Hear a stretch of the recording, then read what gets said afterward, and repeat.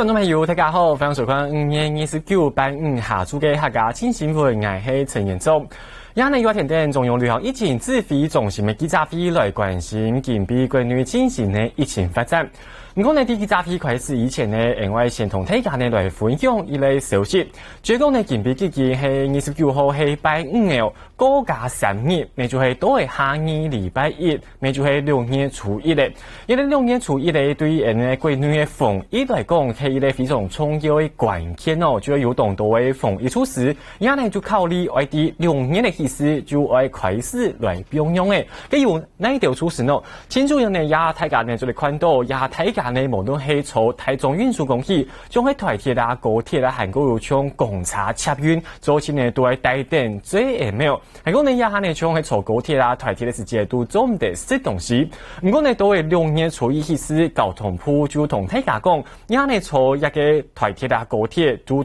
做的呢来些东西嘅。不过呢，还呢提醒大家嘅东西是睇咧，还系为留一个最明呢带起来呢一个世界丰富措施，还系为做好来。然后呢，同大家较有关系呢，就是这一类部分呢，也呢对下一步的认证讲呢，国内的这么需求进来大业，故说呢，亚政府呢咪开放讲对6月初一起始嘅所有这么送都做的呢，留其他嘅这么产量。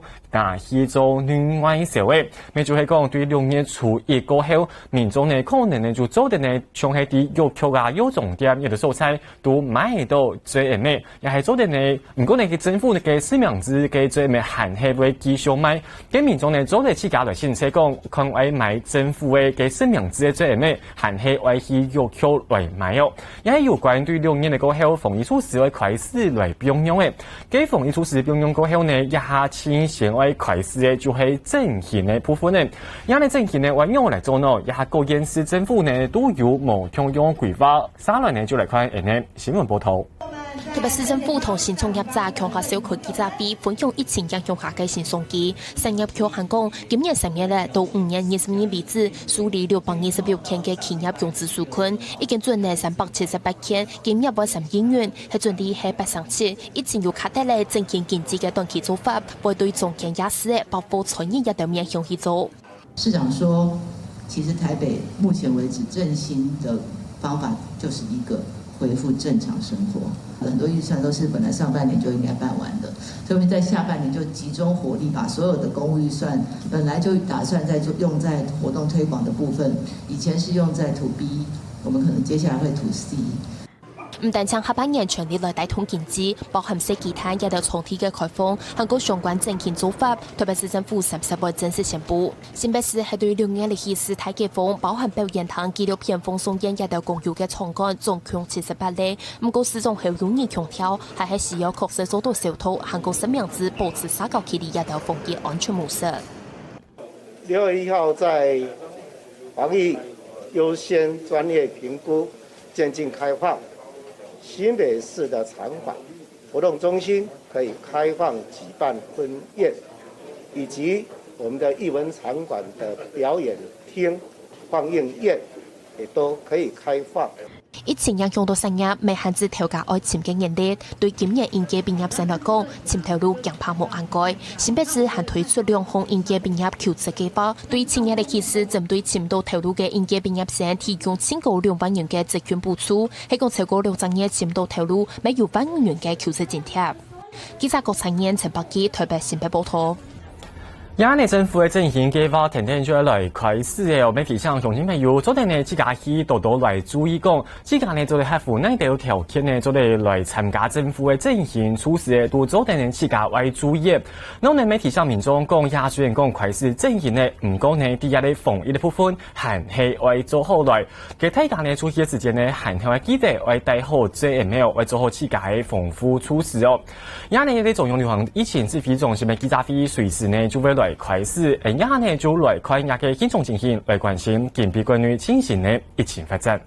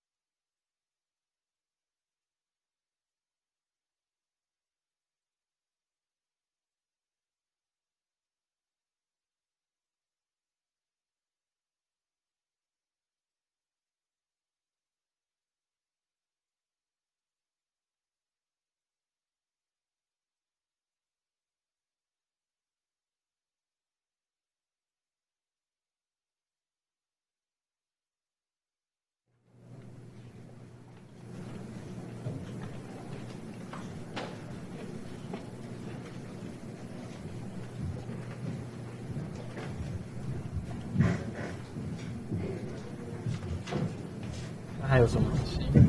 来呢？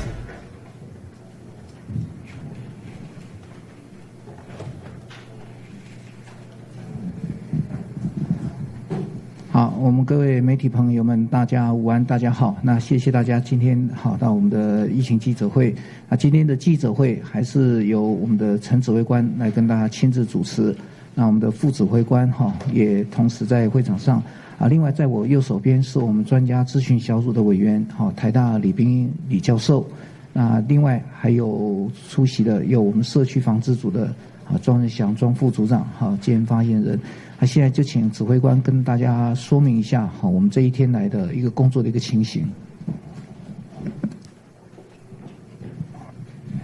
各位记者、理事先生，大家好哈。那我们今天跟大家宣布说，我们有一例新增的境外移入的个案境外移入的个案。大家记得大概2天前，我们俄罗斯返回了一批96人，那9人有症状，那在机场采检。然后剩下87人，我们在集中检疫所都采检。那其中有1名主动来跟我们讲说，他有嗅味觉的异状嘛那所以那位我们就特别在一采，第一次我们采一采都是阴性，那也针对他在特别做2采，那2采的结果出来他是阳性，他是阳性。那这大家国人也不用担心，因为他是完全就在我们这样进来以后那完全的在我们的机场，那直接到集中检疫所，所以没有跟我们的社区有接触。那解除隔离的仍然是维持是420人，所以我们现在总共是有442个个案。那对于在自费采检我们进来对于就是说自费采检我们的对象再把它放宽除了上次我们所公布的之外那我们增加就是其他因素需检验之民众只要有需要就可以自费采检。那采检的处所也由本来的18家增加到37家。那他需要的费用收费金额就以医院公告为准。那大概是这样的一个情形。那有关于我们的整个的疫情的控制也蛮良好的那整体要整个的筛检的措施等等的，我们今天特别请我们的李教授来跟大家交换一下心得。那我们是请李教授。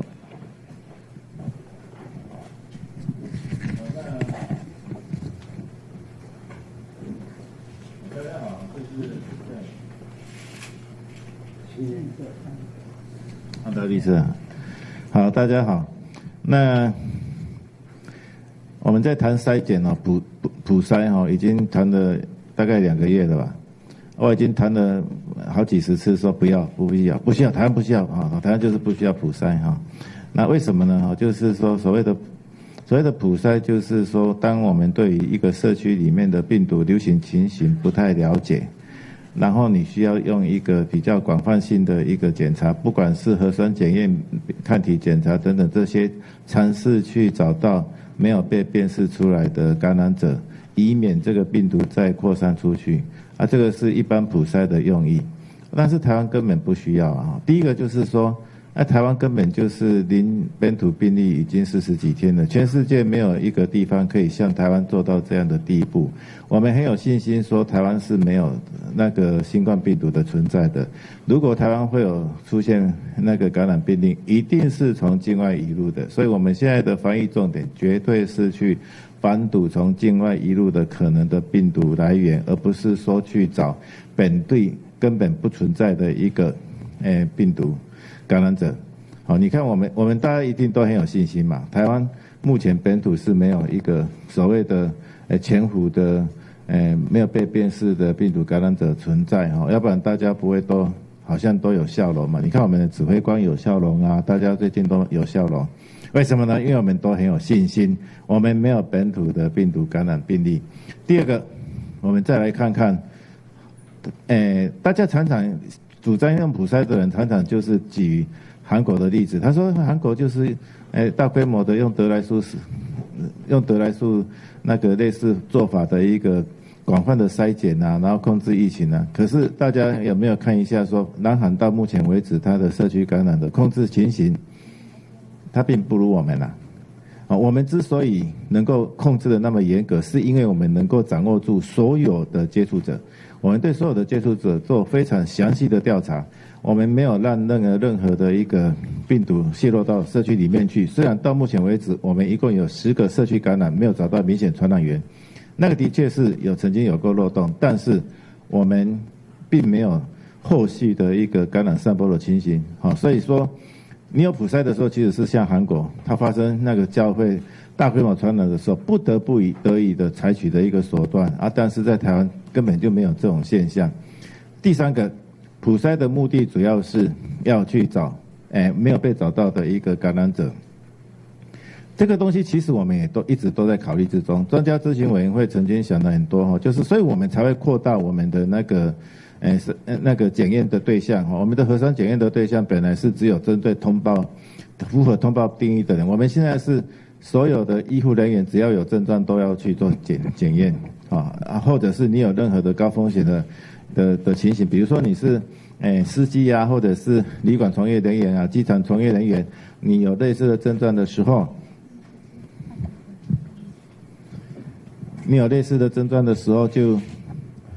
就做筛检那其实像在我的那个医院里面我们更严格我们是所有住院的病人，只要你有呼吸道症状，全部做核酸检验了。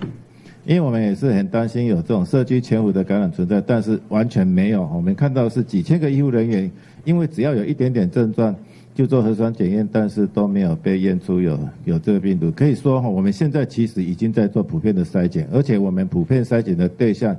不是健康没有症状的人，而是我们针对有一点点风险因素，那或者是说他是医护人员，他有症状，他至少是有一个，他只要咳一下我们就做检验的。结果我们这样子已经至少做了大概至少1万剂的那个不符合我们通报定义的人，我们都已经做了病毒，那已经是蛮广泛的筛检了，就是没有找到病毒，没有找到任何潜伏的感染者。所以我们如果是说再花心力再去做1000个人、2000个人、1万个人的核酸检验，而且他是健康的人，这个在临床上是根本没有意义的。第三个，这检验的那个敏感度是我们必须要注意的。你做普遍筛检的话，通常就不适合做核酸检验，因为这个核酸检验毕竟是比较贵、比较费时。那所有的其他的检验方法都有它的缺点，不管你是做那个什么抗体的检验或者是抗原的检验，它总是有一定的准确性的一个缺点像抗体检验、抗原检验如果它的那个检验的一个特异性如果能够达到95%以上，我们就觉得这个试剂是蛮可靠的，可以大量应用。但是大家知道说，所谓的特异性95%，就是说100个检体当中，它可能是阴性的，它其实是没有病毒的，但是它会被5%会被验出来，有5个检体会被验出来是核酸是那个什么抗原阳性或抗体阳性。这样的话反而会造成困扰，在我们社区并没有任何病毒存在的情形之下呢，你去做这种大规模的做抗体或抗原的检测，比如说你去找1000个人健康人来做一个抗体的检测，结果因为准确度是95% 的关系，你会发现其中有50个人是阳性的，接下来就造成困扰了。接下来就是这50个人要做所有的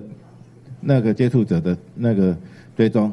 调查，然后做核酸检验，然后要去居家隔离，然后这个行业呢，它是什么行业可能就会被歧视，你是什么行业可能是潜伏的感染者，可能会被歧视，而事实上呢，弄到瞒到最后，发现说它只是伪阳性，因为伪阳性一定是存在的。所以我们的不管是从实际的情形下来看，或者是从学理上来看，我们是没有必要去做普遍性的筛检的。以上是我的报告，谢谢。好，非常谢谢就是说在这里面其实我们所进行的理论上当然是我们的个案比较少，那前端一步一步在预防的工作都做得很完整，所以我们可以就是说我们这样的一个精准防疫，精准防疫基本上是成功的。那在一个政策成功的一个政策，我们就没有必要用一个另外的政策来取代它，是怎么样把这样的一个成功的经验怎么样再继续的落实跟强化。那经过刚才的这样的解释，大家就还是一样哈。我想这几天大家都一样有这样的疑问。那既然这么的安全，那我们戴口罩要干什么？我们为什么还要再讲社交距离？我们为什么还要再讲我们相关的10连制？我们为什么还要再洗手？等等的。当然基本上的健康行为的养成，对我们整体社会的一个健康是有帮助的。不过我还是要再来提醒一次这整体现在的防疫新生活，最主要是为了我们要开放边境的一个超前部署。我想我已经连续几天你跟大家讲，就是说现在我们大概如果我在形容说，如果我们今天边境完全都把它封住，那其实我们的这样的一个新生活可以说都 free。你不用戴口罩，什么都不用做。那可是如果我们准备也体认到，就是说我们需要振兴，台湾不可能就是说把自己都封锁住，做一个锁国，那我们的经济必然就会崩溃，更不要谈到就是说振兴。那可是呢，要让它不要崩溃，让它可以振兴，那基本上就要一定的一个保护力跟一定的强度。那一个是靠疫苗或者是药物，那另外一个就是靠我们的一个防疫新生活，每一个人把每一个人照顾好，基本上这样有一个破口形成的时候，它就不至于形成一个快速的传播链，进而对一个社会造成影响。所以我讲就是说，防疫新生活是为了开放边境超前部署，那每一个国民都有这样的一个责任把这样的一个防疫新生活把它内化，那内化的结果就形成一个强大的防御网。那万一我们在开放的时候，那有任何的破口，都会因为我们有一个已经内化成为一个我们基本的生活的态度跟习惯的时候，那这样的一个防御网就形成，那就不至于形成一个强大的破口，进而让我们不管是在医疗或者在健康受到很大的影响。所以要讲说，防疫观念融入民众的日常的生活，是恢复国际交流、促进经济复苏的重要基础。下礼拜6月7号，我们准备做比较大规模的基本上的一些限制，但是大家不那个限制还是在那个限制是指的说，在防疫新生活以外的人流的管制人数的限制等等的这一类我们是需要把它放宽。那基本个人的防护的这一端，也请大家一定要做好。大家每天都要希望说能够快速的恢复我们经济的荣景，然后快速的能够到国外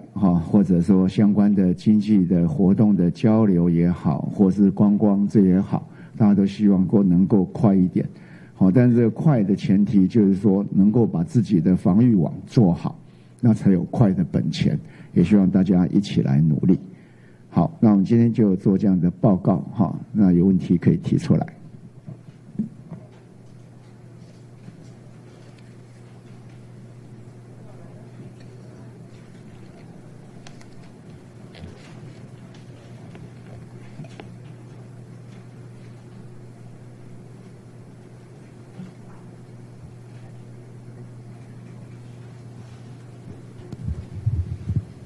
不好意思，这边想要请教一下，就是说，因为有媒体报道说，防疫期间医院看护就是照服员的部分，因为缺乏保障，所以很多人在这段时间选择停止接案，造成看护数量的短缺，或者是有接案者把价格提高，那也让就是家属负担加重。那想请教一下说，有没有考虑说，就是把防疫期间就是这段时间的那个费用纳入健保，因为等于这段时间家属要负担病房费用，又要请看护，就是他们可能没办法负荷，或者是说医院有没有办法推动全责照护来解决这个供需不平衡的问题？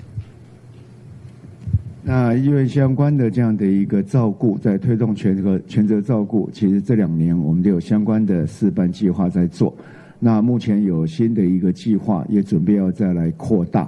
好，那把这个费用这样要纳到健保，那是要通盘的考虑，那个费用是相当的多哈，所以那个是要通盘考虑哈，没有办法在这里就来做一个决定。不过相关的事办，好，亚呢中央旅行疫情指挥中心的记者会还在进行当中，不过因亚呢先简单同大家来整理下，近比呢家下呢一个指挥官陈时中同大家来宣布的讲关于近比有新增加一类确诊个案，一个个案呢其系对境外塞落来的，佢就喺啲前几日咧，咪就喺啲5月25个日，佢係一個22歲嘅男性哦。佢先前呢去到俄羅斯特殊都係前幾日針對俄羅斯從日本嘅包機，先去到日本個盤機轉到台灣來。其實呢，佢啲5月15日時節，就已經有出現到皮膜埋多面是係個有鬼神傳染同暗用嘅症頭。還有呢，佢啲入邊嘅時節，其實呢，佢有同國內嘅檢疫人員表示講，佢有出現相關嘅症頭，佢啲一切時節係陰性。唔過呢，就係講認真佢有出現皮膜埋多面是嘅相關症頭，故所呢相關嘅單位主動降心哦，就針對佢來做第2擺嘅採檢，還有呢就有可能佢係確診嘅，故所呢近比啲新增加一類確診嘅案過後，一個關於確診人數已經來到445人，韓國呢也嚟接觸隔離嘅民眾，係呢同錯別共用，係喺維持啲420，也係有關近比關於進行嘅疫情部分，韓國呢家下呢嘅指揮官陳時中咪同大家呢來宣布一類消息咯，其中因為講一下關於疫情呢，其實漸漸嘅控制下來，一下呢有動到嘅防疫措施，為中央都為先做好產前準備，一個產前準備呢，一下呢為針對嘅部分呢，就係為針對快封邊境嘅素材，為來產前準備嘅。新主任呢就係講，現在嘅武漢肺炎疫情發生過後，一個邊境下只是東南條嘅封鎖措施，故所呢，國內嘅經濟實在講就冇乜發展咯。一下呢疫情卡跌咧，就希望講，做定嘅價格同國外呢來平壤來增加卡度嘅連度，故所呢啲邊境一部分係天作來開放嘅。嘅指揮官陳時中就同大家呼籲講，假使呢邊境來開放，希望大家呢來配合來做到也按度措施。新主任呢就希望講，大家呢留防疫觀念，為內化到自家新冠調度，希望呢大家呢啲生活當中呢隨時都為做好自家防疫措施哦。然後呢咪為做好從係實名制，為做好動腳追蹤安呢措施，希望呢大家來配合實名制，就講假使有發生乜嘅疫情，我來追蹤咪追查到，就唔會造成呢關於防疫嘅困難。然後呢咪係我來保障醫療措施，希望呢打崩一個防疫形成唔phải運通嘅傳統來減少確診嘅個案，按樣嘅貴嘅醫療體呢，就唔會負擔唔樣政府呢相關嘅指揮中心將做定呢同其他部會來討論講，按樣嘅來平壤，按樣嘅來解除國內嘅相關防疫措施，也就係近比一個同大家先簡單整理嘅重點。嘅等下以下呢，都會下晝4點嘅時間呢，再個同大家提醒一下，就係講呢指揮官陳時中啲都會下晝5點會去到桃園嘅雲灣5公嘅片區市場，咪係為進行檢驗。下家新新聞呢，咪會去到現場同大家全場來做直播，讓同親朋友為準時來收看。3輪呢，繼續來看一個記者會現場嘅情形。首艘遠洋漁船已經返抵高雄前鎮的漁港。那高雄市長韓國瑜展現熱情的歡迎回來的船員。那他近距離接觸很多，跟他們握手。那為了防疫大局着想，是不是會建議不要這麼做？謝謝。對，當然我們不建議這樣做了哈。那既然在已經是居家檢疫的對象，哈，那就是說。當然熱情的歡迎很好，對他們在遠洋回來有一點溫暖，那當然很好。那不過近距離的接觸或者是握手，我想都是不好的。那當然衛生局這邊有講說，兩方都有做手部的消毒過了，所以基本上在安全應該是沒有問題。那不過我相信就是說，在做居家檢疫的對象近距離的接觸或者是握手，那應該要避免。各位好，自由時報，我問一下，今天這個境外移入的病例他第一次這個採檢的時候是陰性，然後我們指揮中心是因為為求慎重，所以2採。那第一次陰性是不是代表是說可是第二次就阳性，那是说第一次可能比如说很弱，这是第二次采检是很弱的阳性吗？还是怎么样？为什么第一次会没有查出来？这有没有可能是病毒已经减缓了呢？还是可能第一次是个伪阴性这样？谢谢。说明一下哈，这一个案它原来是有症状的所以我们在机场就做了采检那采检的时候，它的检验结果是有一点弱阳性所以因为那个它的那个大概是在我们的那叫什么阈值的这个上限所以是先判阴性，但是还是在采检这是为什么说一开始是阴性，那后续因为有特别怀疑它可能还是有点问题，所以有再采了一次做确认其实大家在这里面，其实大家在一起这么久其实上发现有些个案其实有时候阳，有时候阴，所以我们才会就是说整体的战略上面，我们是采用所谓的精准防疫嘛所以精准防疫并不是说乱枪打鸟，大家都把抓来采基本上加上我们的一些症状跟专业的判断那集中心力把它做正确来那以前是有社区的个案，那我们就再把疫调做完整来把接触者都框好那这也是我们这样的一个战略的方向，经过专家小组很多次的讨论，不断的修订那我们认为我们这一套应该是经得起时间的考验。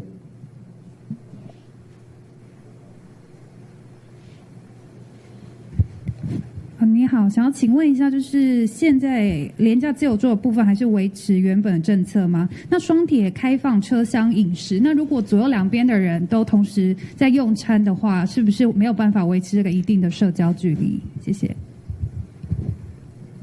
对，你想得很仔细了那当然这里面大家要互相沟通协调一下，不过在目前来讲，我们觉得如果是短时间，那大家有注意，如果大家都像你这么注意，就不会有问题了那所以我们讲就是说，基本上就是说大家要内化这样的一个概念要内化这样的一个概念很重要。那也不是说是一定要做到就是说一时一刻都不能够这样子稍微接触到那比例越高，那对我们的这样的一个防疫网的建立就会越好。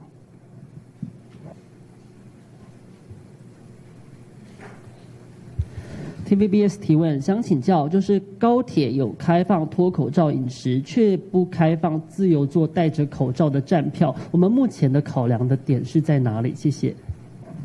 没有，就是说所谓就是不要太拥挤嘛。那站得太过于近那造成一个拥挤的情况大家就会担心说两个人一起吃饭那怎么办？那站的人如果在旁边一直吃，那也是一个问题。所以我们的观念里面就是说不要太拥挤。那至于车厢里面怎么样会比较能够顺畅，能够保持一个基本的距离，那可能是在管理的单位里面要去衡量。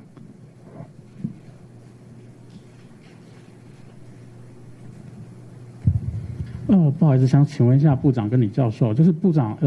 刚刚有一直提到，就是说防疫新生活是有关于能够准备开放边境嘛？那现在边境我们基本上都还是封闭，然后大致上都还是要进来都要检疫14天。可是为了未来的话，不可能每一个进来都检疫14天。那有没有考虑说是国与国相关的对的，我们之前有谈过，有可能缩短，或者是有没有可能采用快筛试剂，然后例如说每一个进来的都快筛，或者是有症状的该筛，因为 PCR 也要等到2到3个小时，这个也是不太切实际。那有没有相关的规划，是说未来我们在准备开放国境的时候，有没有缩短检验的时间，而采用其他的方式来辅助呢？谢谢。我们不会用一个就是比较风险比较高的方法来取代现在比较成功的方法。那除非相关的所谓的快筛速度能够加快，当然很好，但是它准确度一定要经过我们的专家的认可。就是说因为快，就是说就是有问题，那形成问题会更大。形成问题会更大。那至于怎么样来缩短相关的这样的一个检疫的时间，好，那我们现在也跟专家来不断的在评估这件事情。那现阶段我还讲，我想有必要的，我们先把必要的需要进来的这个问题，先能够把它控制好。比如说我刚才讲说，远洋的渔船，这个我们的经济的活动就关系很大。那怎么样把这些人都好好的处理好，不要造成社区的破口。那另外我们像离岸风电，这也是有一批人要进来。有很多相关是跟我们这些重要的工业或国家的重要的政策有关的，那这些人先能够把它，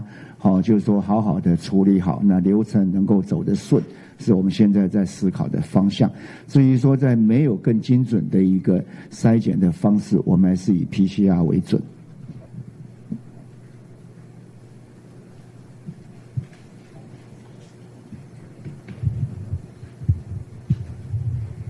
长官好，台视提问，想问一下说，刚刚有提到说这个个案，它原本在议采的时候，它有达到一个上限，它这个 range 大概是在哪边？就是说这个上限的之间是有什么样的差异？然后另外是说，就是因为原本是说这个有9个人有症状嘛，那他是唯一有在2采过的一个对象吗？谢谢。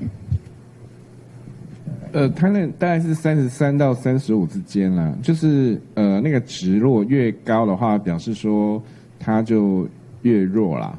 所以等于说它是在35，就等于是在边缘那个附近，那另外9个人只有他是2采而已，以上。部长好 ，ETtoday 询问，想要请教副指挥官，那个有关今天有越南的专机来接滞台的越南，在台越南民众，想说是不是可以跟我们大概说明一下这个整个的状况？谢谢。越南这个航班大概2点开始在做这个登机的这个作业哈。那依照越南政府的规定，他们也是全程必须要佩戴口罩，然后穿隔离衣哈。那总共今天是344位，那这344位呢，也有涵盖我们要遣返的这个非法拘留的这个越南人哈，所以这个没有坐满，然后这一架班机是367个座位，那目前是344位，那依照越南政府的相关的措施一起来做办理。那跟大家再补充报告一下，昨天有媒体朋友们关心就是说有泰国的这个返回泰国的一个专机的部分有14位那个泰国的政府来跟他做裁检。那现在我们已经知道结果，透过正式的管道跟他们了解，那检验的结果，但一采都是阴性。泰国这个我们再补充一下，因为这个是不是只有针对台湾就是泰国政府的检验标准，就是只要入境发烧温度是37.1度，那有几个症状，它就是一律。所以像昨天回去，除了台湾飞到泰国的班机，澳洲飞到泰国的班机一样，也都有一些症状的旅客，也都一样有采检。